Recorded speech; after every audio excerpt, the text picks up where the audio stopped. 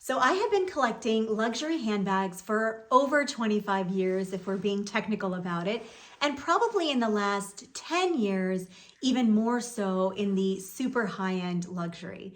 And I believe that I have a great method for how to collect luxury items in a way that will really enhance your collection, and also so that you are mindfully thinking about how to curate your collection and not have overlaps or gaps or things that will not be useful to you, right? Because you're spending a lot of money, you're spending a lot of time, you also want to look really great in your pieces. And so I think that this method is really the best way to do it. I remember really begging my parents for my first Coach bag after my high school graduation, and thereafter kind of tumbling into various different brands based on the price points that I could afford. And some of those bags I don't have anymore, right? Because they weren't the kinds of things that really made sense year after year. They were too trendy. They were not the right size for the things that I would get the most use out of them for. Or they were brands that came and went, right? And so I've really been thinking about this over the years, like what is going to make the most sense. Some of this stuff I just did naturally, but a lot of it, I've been really intentional about. So I brought some examples. I brought examples that I think will be useful from different brands, and they're not as commonly used or as commonly known as far as like the design from that particular brand, but I'll tell you why they do apply and why it's really useful to think about them in this way. So first and foremost is colors. Now, I brought only sort of like one colorway here, but I want you to think about colors in a way that works for your overall wardrobe. Now, the way I think about it is to think about, okay, there's neutrals, there's metallics, and then there's the colors of the rainbow. Now, there are at least two, but maybe even more colors that I really just don't wear.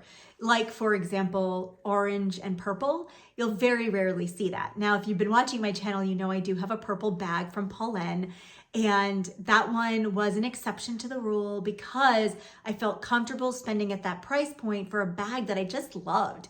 And so it's an outlier in my collection. But color-wise, what I tend to do is I'll get into that in just a minute. So think about color. What are you typically going for? Do you like a rainbow? Do you like neutrals? I like both. And I'm going to talk about how I then apply these rules to all the colors that I typically wear. And then you want to think about usage. So I typically have like 3 ways that I wear my handbags.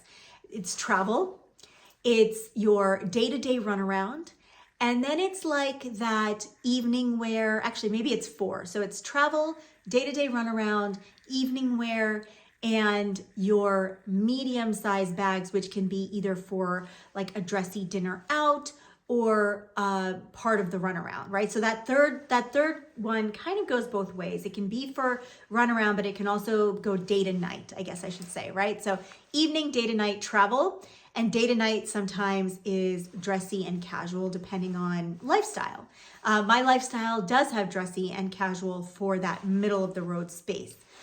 Whereas for some people, it's either like work bag, party bag, or day everyday bag, party bag, or day everyday bag that needs to go day and night, and then a work bag or a travel bag. Work bags, in my opinion, my work bag size things are typically like my travel size bag, because I don't take my laptop anywhere else. I work from home. So that's kind of like colors and then these categories.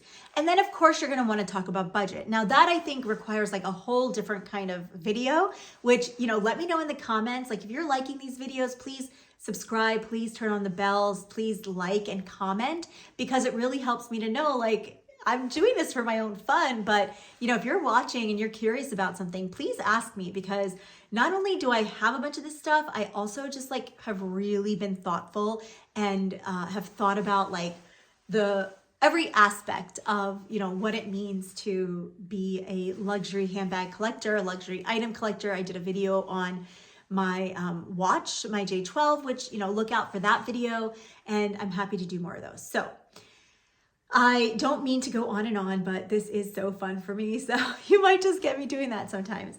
So yeah, so we've got these categories, we've got this. So budget, you know, I think obviously what most people will tell you is buy the highest end brand, the highest, most coveted thing that you're loving that you can afford at the time, right? So if a splurge is you know, this Coach bag that you're really coveting, and in that price point, Coach to me is still the game changer, best quality, and like interesting. And then, you know, Paulin is now in that space, but they have like a very singular look. I think with Coach, you can get a lot of variety. And then, you know, I think there's then, you know, that's kind of like medium, middle of the road tier. Well, it's sort of entry level luxury, I would say. And then you've got this branding of like, you know, Givenchy and YSL. And then you've got the Louis, Chanel, Hermes price points. Balenciaga, for example, is like sort of that like almost up there price point wise, but you can get really good deals too. So like I like to put, there's like a tier there that I like to use for like things that could potentially go on sale. Valentino, Burberry, Balenciaga, Givenchy. You can find these things on sale. Alexander McQueen. And then there's like the Louis, Chanel, Hermes that really doesn't go on sale, at least not the handbags. And then you've got the Coach and all that. Bulgari, I'm going to get to that in a minute. I'm going to talk about a little bit about all these bags though. I'm going to do like full reviews on these too. Bulgari to me is up there, man, quality wise, everything. So I'll get into that. Okay. So let me talk to you about this methodology. So I like to have eventually, though I'm still working on all the colors of the rainbow, but I like to have my small, medium, large for my categories in every single color.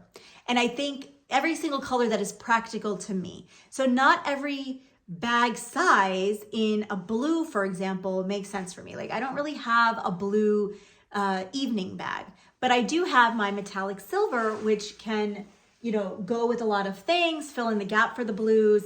And, you know, for example, I have a green one because green is either like, it's the brown, sometimes it's a whatever. So I have a green Bulgari bag that fits in this kind of smaller evening wear.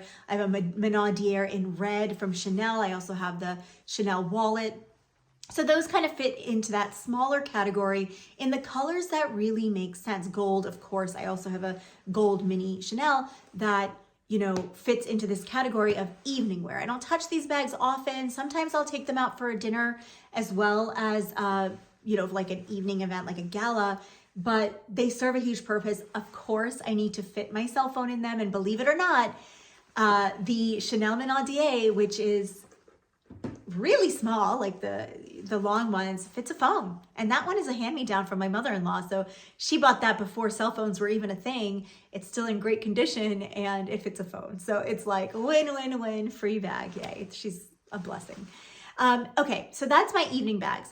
Now in this category, I've kind of cheated because I got this Guetta bag from Hermes. I'm going to make a video about this and how I got it in Paris and all that whole stuff. But it's kind of in the small to medium and it's more of a day bag because the strap is canvas. Now, what I've started doing is tucking the strap in. It limits how much you can put in it, but then it kind of serves as a clutch, or it can be like an evening bag if I really need this color to be an evening bag, which is like something that I'm still looking for as a gap is a black and white or taupe and black, or like something that's very neutral as a clutch, as something that can be tucked away and go with a lot of things. So that is something that I was hoping this would fill the gap for the time being. I also have like the beige and black Chanel that you've seen as well, which serves that. Then this one can go day to night. You know, this chain is a little bit more night. Like you don't want to go shopping all day in it or like too long in it because this will get heavy on you and it'll dig. But, you know, this bag is in the gray to silver category, can be dressed up or dressed down because of the size.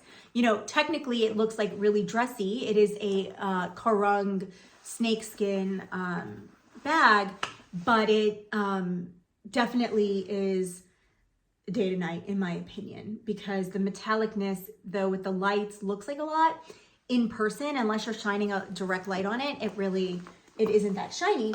And then I've got the Balenciaga Velo. So it looks like the city bag, but it's stuffed with stuff right now because these are always slouchy, but you can see that it's a little bit more square than the city bag.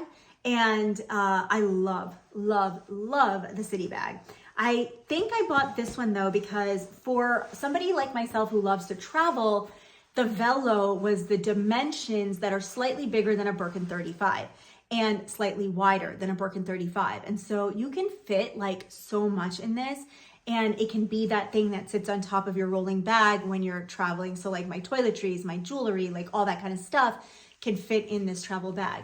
So I do love this. Now the city bag to me kind of falls in between these two sizes, where it's like it can be a day-to-day, but in a crunch, maybe for a smaller trip, you can also use it as your carry-on bag because it does fit a lot. And the city bag, I have two in the traditional style, which I will show you. One of which is a unique collaborative sort of collector's piece. And one that's just like old and just, I can't get rid of it because it's just the most durable thing ever. It's a workhorse, the Balenciaga City. Now they're making a huge comeback.